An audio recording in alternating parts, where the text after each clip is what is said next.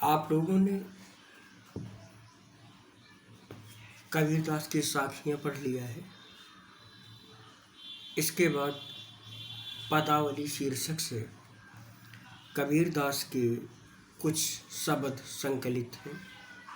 आइए पढ़ते हैं। पहला पद है, बहुत दिनन थे मैं प्रीतम पाए, भाग बड़े घर बैठे आए। मंगल चार माहि मन राखो, राम रसायन रसना चाखो। मंदिर माहि भया उजियारा, ले सूती अपना पीव पियारा। मैं रन राशि जे निधि पाई, हम ही कहाँ यह तुम ही बड़ाई। कहे कबीर में कछु न कीन्हा, सखी सुहाग राम मोहि दीन्हा।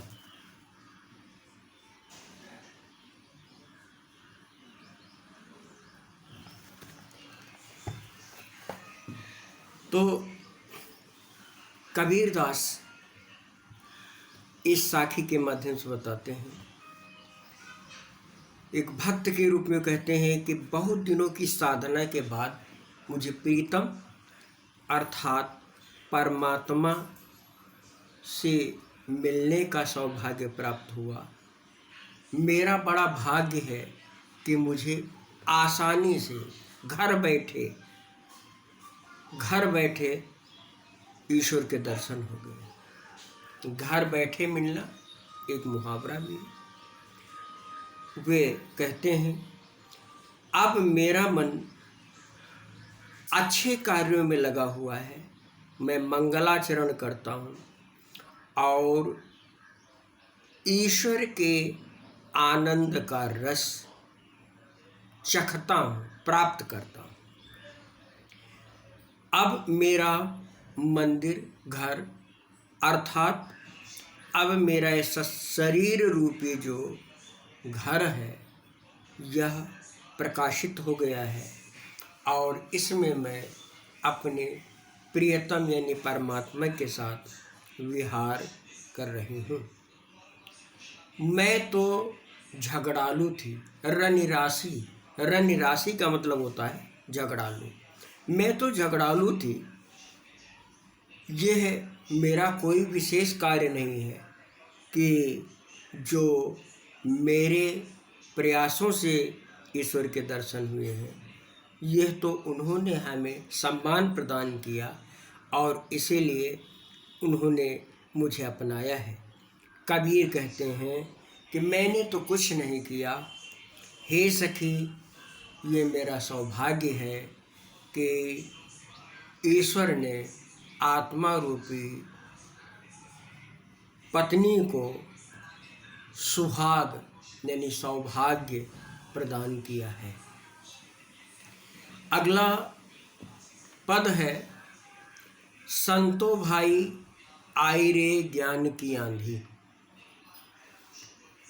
संतो भाई आई रे ज्ञान की आंधी, भ्रम की टाटी सबे उड़ानी, माया रहे न बांधी रे। दुचते की दो थुनी गिरानी, मोह बलिंडा टूटा। तृष्णा छानी परी घर ऊपर, कुबुद्धि का भांडा फूटा। जोग जुगुत करि संतो बांधी, निर्चु चुए न पानी। कूड़ कपट काया का निक्ष्या, हरि की गति जब जानी। आंधी पीछे जो जल बूठा, प्रेम हरि जन भीना। कहें कबीर भान के प्रकटे, उदित भया तमसीना।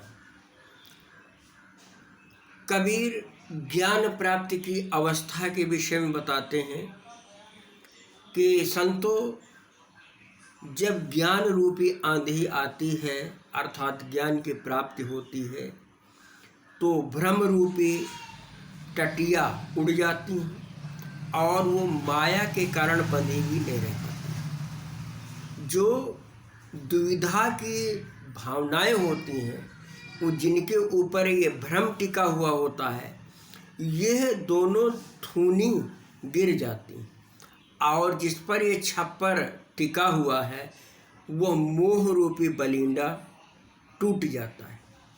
अब उसके ऊपर जो तृष्णा यानी जो सांसारिक कामनाएं हैं उनकी जो छानी पड़ी होती, जिनके कारण छाया बनी हुई, जिसके कारण वो छप्पर बना हुआ है, वह सब उड़ गई और उसके गिरने के कारण जो कुबुद्धि थी वो कुबुद्धि का भांडा फूट गया। भांडा फूट जाना एक मुहावरा है, भेद खुल जाना। और भांड माने बर्तन भी होता है, जिसका मतलब उसके नीचे रखा हुआ कुबुद्धि रूपी बर्तन समाप्त हो गया। कबीर कहते हैं कि अब मैं योग की युक्ति से दूसरा घर बनाऊंगा, दूसरा निवास बनाऊंगा, जिसमें जरा भी निरचू चुए ना पानी, जहाँ जरा भी पानी नहीं आएगा। अब मेरे शरीर का संपूर्ण कूड़ा करकट समाप्त हो गया है। मैंने ईश्वर की स्थिति को जान लिया है। आंधी के बाद जो पानी बरसा, उस बरसात से ईश्वर का भक्त पूरी तरह से भीग गया है। अर्थात आंधी के पश्चात जो जल वर्षा, जो ईश्वरी कृपा प्राप्त हुई है, उस कृपा प्राप्ति के बाद ईश्वर का भक्त आनंद मग्न हो गया है। कबीर कहते हैं कि जिस प्रकार सूर्य के उदय होते ही संपूर्ण अंधकार समाप्त हो जाता है, उसी प्रकार ज्ञान के प्राप्त होने से मन का संपूर्ण अंधकार समाप्त हो गया है। ये जो दूसरा वाला पद है, इसमें कबीरदास और रूपकों के द्वारा एक संपूर्ण बिंब प्रस्तुत करते हैं। इसलिए इसमें रूपक अलंकार का एक भेद होता है, सांग रूपक, यानी आप ये कह सकते हैं रूपक अलंकार है। तो इसमें जब रूपकों का एक पूरा बिंब बनता है तो उसे कहते हैं सांग रूपक, तो इसमें सांग रूपक है। इसके बाद हम लोग अगले 2 पद पढ़ेंगे। आप लोग ध्यान से पढ़ते रहें, समझते रहें, और जो ना समझ में है उसको रेखांकित करें और बाद में पूछें भी।